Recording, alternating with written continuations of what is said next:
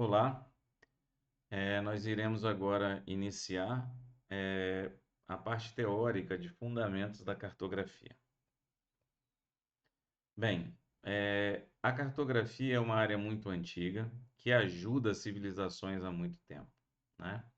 O primeiro mapa é de cerca de 4.500 anos atrás.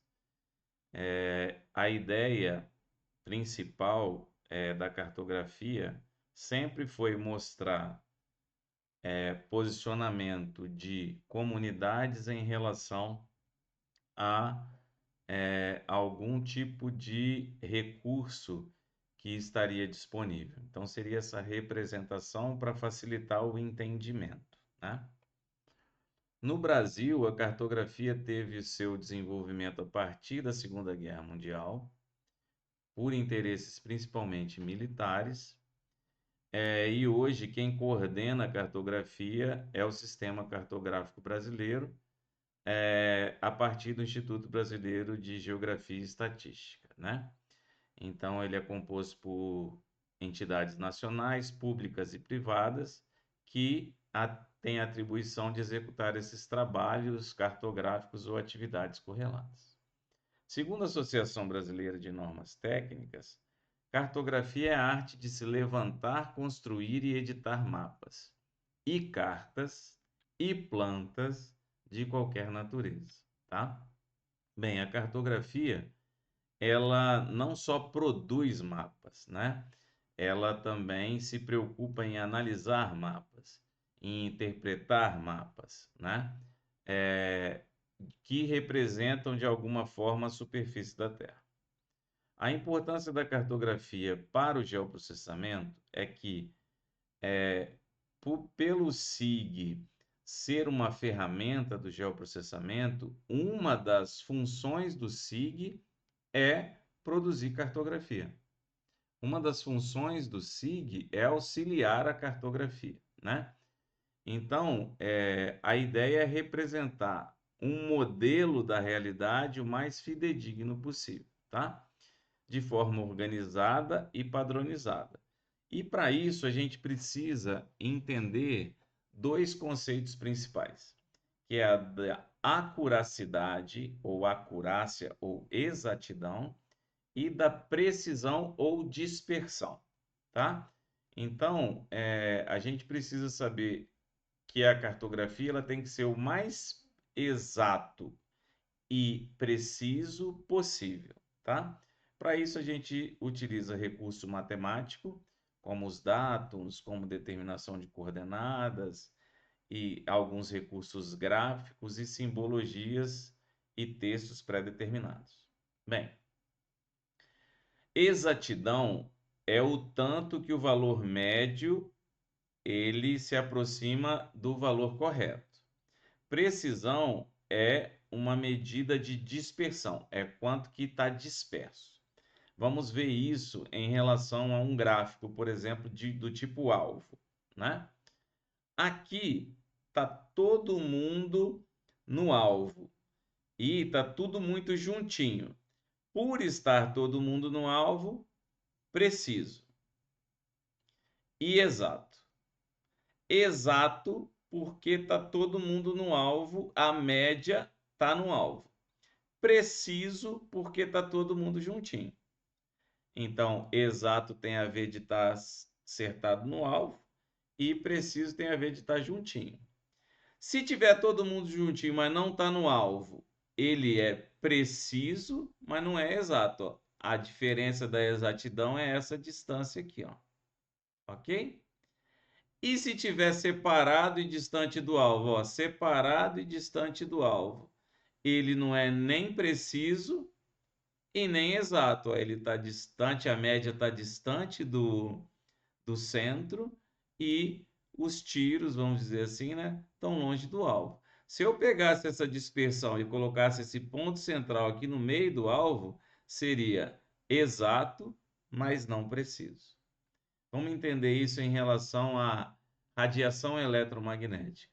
Se a radiação eletromagnética ela tem uma onda que tem uma base fechada e uma frequência alta, o pico da frequência coincidindo com o valor correto, quer dizer que ele é exato. E a base pouco aberta quer dizer que ele é preciso, tem pouca dispersão em relação à média. Já uma onda de base larga, apesar de a média estar no valor correto, ele tem pouca precisão, porque ele está bastante disperso. Então, o que melhora precisão e exatidão, tá? Calibração de equipamento. Equipamento, eu estou falando hoje muito mouse, tá? E o próprio operador. Mas também a gente tem equipamento como GPS, como drones, enfim. Então, depende desses níveis de calibração e ajuste do equipamento e também de interferências externas. A gente vai ver isso quando a gente estiver trabalhando com obtenção de dados espaciais. Bem, aqui a gente precisa deixar claro que existem várias formas de se classificar a cartografia, tá? E a grande maioria delas tem a ver com a escala, beleza? Bem, primeira é tipos de representação, tá? De acordo com a área geográfica. De acordo com a área geográfica, a gente pode definir entre mapa, carta e planta, para ficar claro, tá? Mapa é que abrange uma área maior. Aí a gente sempre vai lembrar assim, mapa do tamanho do mundo, mapa mundi. Então, mapa mundi. Carta. Carta é uma escala média, vamos dizer assim, né? Uma escala média. Então, escala pequena, mapa. Escala média, carta. Eu posso colocar como uma carta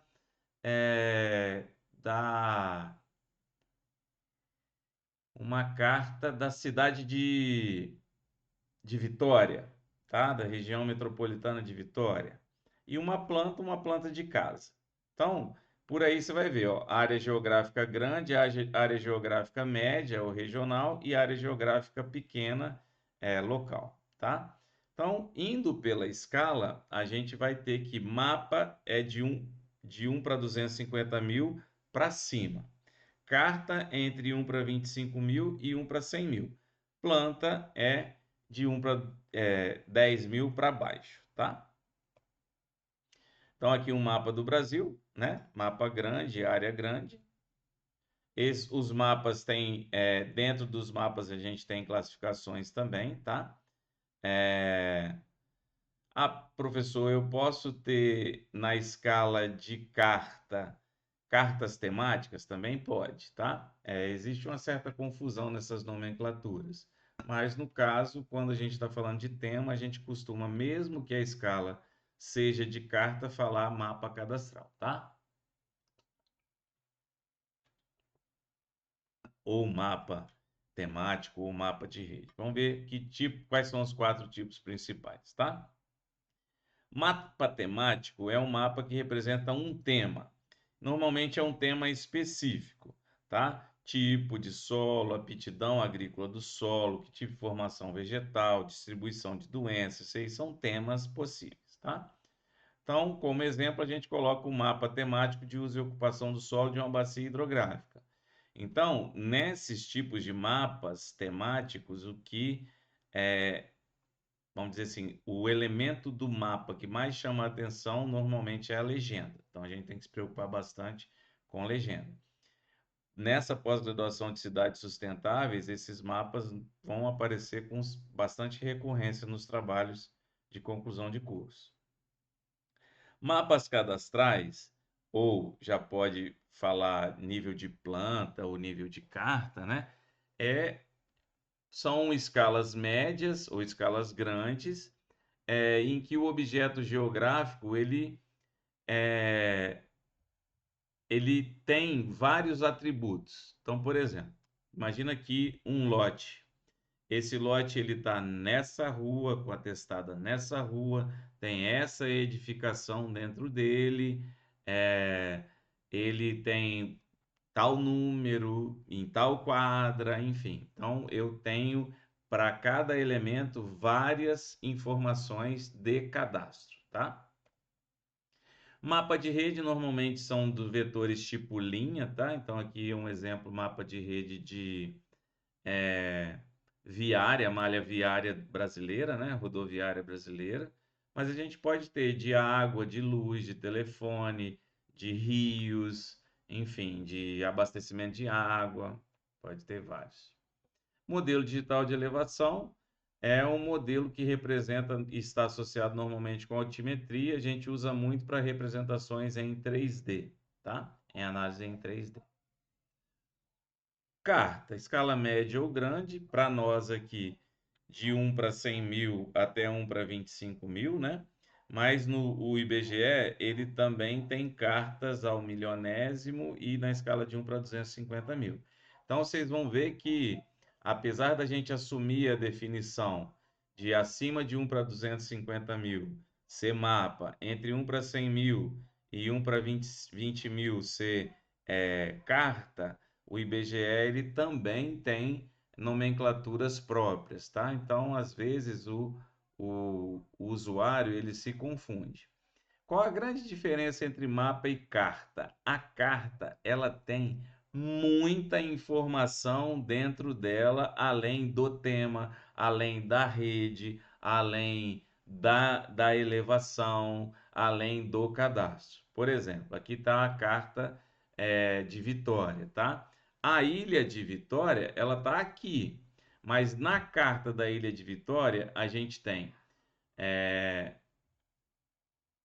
a parte viária, a gente tem altitude, a gente tem é, vegetação, a gente tem corpo hídrico, a gente tem localizações de pontos característicos. Então, normalmente uma carta ela tem um adensamento de informação muito grande. Então, a diferença de uma carta para um mapa básico assim para quem trabalha cartografia é que uma carta a gente tem várias camadas de informações sobrepostas para formar uma única carta. Ó, vou voltar para vocês verem o exemplo de mapa. Ó. O mapa aqui só tem a rede. O mapa aqui só tem a questão da informação do cadastro imobiliário. O mapa aqui só tem o tema. O mapa aqui só tem poucas informações. Aqui a gente tem é, divisão de estados e alguma hidrografia, enfim. Então, são poucas informações. Compara com essa carta aqui de Vitória. Olha o número de informações, quantidade de informações adicionais que a gente tem. Então, carta normalmente é muito mais detalhada, porque a sobreposição de camadas ela é muito grande, ok? E planta é uma escala normalmente grande, né? Em que a curvatura da Terra ela pode ser desconsiderada sem um erro muito grande. E aí a gente pode detalhar mais, né? As medidas são mais precisas, enfim. Então, normalmente a planta é utilizada em situações cadastrais, em obras de engenharia, em obras de arquitetura. Aqui, por exemplo, a planta de um empreendimento em que a gente consegue ver a localização dele dentro do terreno. Nesse slide aqui a gente tem uma pegadinha, tá? Aqui a gente fala que todo mapa tem que ter título, escala, coordenada geográfica e legenda, mas tem que ter uma coisa a mais. Então, quem for responder só pelo conteúdo disposto, essa questão vai errar, tá? Agora, quem assistiu os vídeos corretamente para fazer e estudar junto, aí não vai ter como errar. Mas vamos lá. O que precisa ter em todo o mapa? Não tendo, não é mapa. Não tendo, não é carta. Não tendo, não é planta. Pode ser uma figura. Para ser mapa, carta ou planta, para ser uma representação cartográfica, eu preciso desses 5 elementos. Primeiro elemento, título. Eu tenho que saber o que está sendo representado. Segundo, escala. Eu tenho que saber qual é a proporção que está sendo representada. Coordenada geográfica. Eu tenho que saber em que local do planeta foi feito. Legenda. Eu tenho que saber o que tem, qual é o conteúdo daquele elemento. E o quinto elemento, que não está aqui, é orientação magnética. A orientação magnética é para saber aonde que está o norte. Se eu tenho orientação magnética, eu posso representar ao longo do tempo aquela imagem, tá? Porque a gente tem as declinações magnéticas, então o norte magnético ele é muito importante ser representado também, tá? Por que que aqui não tá? Porque se você trabalha com representações cartográficas projetadas, o norte, na grande maioria das vezes, fica apontada na direção vertical, tá? Para cima. Mas eu posso representar, por exemplo, uma cidade ou um lote para uma planta de casa, e aí o norte magnético vai estar inclinado. Então, eu preciso da orientação magnética também, ok? Para a gente trabalhar com relação à escala, a escala ela é uma fração, ela é uma proporção, tá? E aí ela é relação entre o desenho, que é o Dzinho, e a dimensão do terreno. Então, a escala é essa, a relação de escala é essa daqui, ó. Dzinho, o que está no desenho, Dzão, o que está na dimensão da Terra. E aqui seria a escala, tá? Um Ezinho, elemento gráfico da escala, corresponde a tantos elementos gráficos no real, ok? Então, vamos entender isso daqui, ó. Se eu tenho uma escala 1:200, eu quero dizer que cada unidade do desenho corresponde a 200 unidades do terreno. Cuidado, tá? Escala é adimensional, mas se ela for representada da forma gráfica, a dimensão a escala gráfica tem que ter qual é a unidade de medida, ok? Então, apesar da escala ser adimensional, no tipo de escala gráfica, a unidade de medida é que representa a unidade do terreno, tá bom? Então, vamos lá. Para conseguir representar qualquer coisa na superfície da Terra em um produto cartográfico, é necessário você dar essa proporção ao usuário, senão fica só um desenho, tá?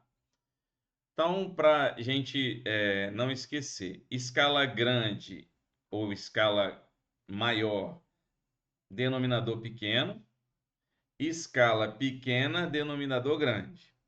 Escala pequena, denominador grande. Escala grande, denominador pequeno. É só você pensar, é uma divisão. Então, quanto menor for o denominador, maior vai ser o número. Entendeu? Então, quanto menor o denominador, maior o número. Então, quanto menor o denominador, maior a escala. Ok? Com relação a essas escalas, né? Elementos mapa, carta e planta tem a relação com escala, mas com relação a ser grande ou pequena, né? Tem a ver com o nível de precisão que eu posso dar na minha representação, tá? Então, escala pequena a gente considera aquela do milionésimo para cima, tá? Então, seria escalas que a gente chama de escalas geográficas, escalas pequenas, tá? Escalas topográficas são escalas médias, tá? Que vai da 1 para 10 mil até 1 para 100 mil, ok? 1 para 10 mil até 1 para 100 mil. Escala grande, escala cadastral, que é de 1 para 10 mil para baixo, beleza? 1 para 10 mil para baixo. Então, vamos pensar aqui comigo, tá?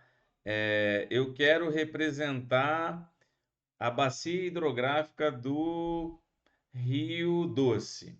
Ela pega 30% no estado do Espírito Santo, 70% no estado de Minas Gerais. Eu vou conseguir representar numa escala 1 para 200? Não. Então, essa escala ela vai ter que ser uma escala geográfica. Agora, eu quero trabalhar, sei lá, com a área verde de Colatina, ou com a rodoviária da sua cidade. Aí já é você tem que colocar uma escala grande, uma escala cadastral. uma das minhas linhas de pesquisa é gerenciamento integrado de recursos hídricos. Então, um dos projetos que eu conduzo tem a ver com propriedade intelectual, né? Porque a gente desenvolve um sistema de informação em recursos hídricos, mas um dos grandes ganhos que a gente está fornecendo, né, para a gestão de recursos hídricos é transformar toda a rede hidrográfica do Estado do Espírito Santo numa escala que hoje é no máximo topográfica, né, 1 para 25 mil, para uma escala cadastral. Então, nós estamos fazendo na escala 1 para 2.000. Olha o tanto de informação que a gente está acrescentando para facilitar a gestão de recursos hídricos. Não dá para fazer gestão em nível geográfico, tá? É muito difícil. Gestão ambiental se faz, tem um amigo meu que fala, né? Gestão ambiental se faz na escala 1 para 1.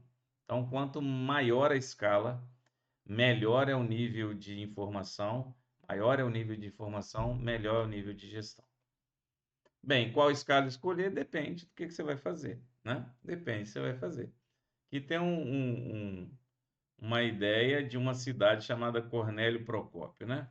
Na escala 1 para 1 milhão é um ponto, na escala 1 para 250 mil é um pequeno polígono, na escala 1 para 100 mil eu já consigo ver mais ou menos a distribuição da cidade com alguma ideia de elevação e de rodovias que passam perto. Aí na escala 1 para 50 mil, ó, já consigo ver em nível de quadras. Então, depende do nível que você vai estar utilizando. Antigamente, a gente tinha limitações de escala com relação à plotagem, tá? Então, a gente tem uma norma de 87 que fala sobre isso, os formatos de papel, qual é o tamanho, e aí você teria que transformar para ver se caberia no papel aquilo que você está imprimindo, tá? Hoje, com o advento do SIG, a gente não precisa mais disso.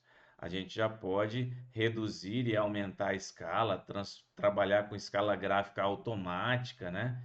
E aí a gente pode colocar o trabalho, se não, eu não precisar mostrar ele num tamanho grande, eu posso colocar, sei lá, o trabalho numa folha 4, tá? Então isso aí depende do tipo de escala que você está utilizando, tá? São dois tipos principais: a fracionária, que é a mais comum, que é a mais fácil de entender, que a gente tem o número no numerador, né? E no denominador. A escala normalmente é o número que está no denominador, é aquela que representa, tá? E nós temos a escala gráfica, é o que eu falei para vocês, ó. Na escala gráfica tem que ter a unidade. Então quer dizer que esse tamanhozinho aqui no desenho representa 1 quilômetro, tá? Então é para a gente ter essa ideia, ó. Esse tamanho do 0 até no 4 representa 4 quilômetros. Então é assim que a gente lê escala gráfica. Se não tiver o km, essa escala tá, se não tiver a unidade, perdão, essa escala tá errada, tá? A representação dela tá errada. Se eu sei tipos, se eu sei escalas, agora eu preciso saber qual que é a precisão que aquele material me dá. Isso depende de um erro chamado erro de graficismo, tá? O erro de graficismo é aquele que se comete ao se digitalizar, tá?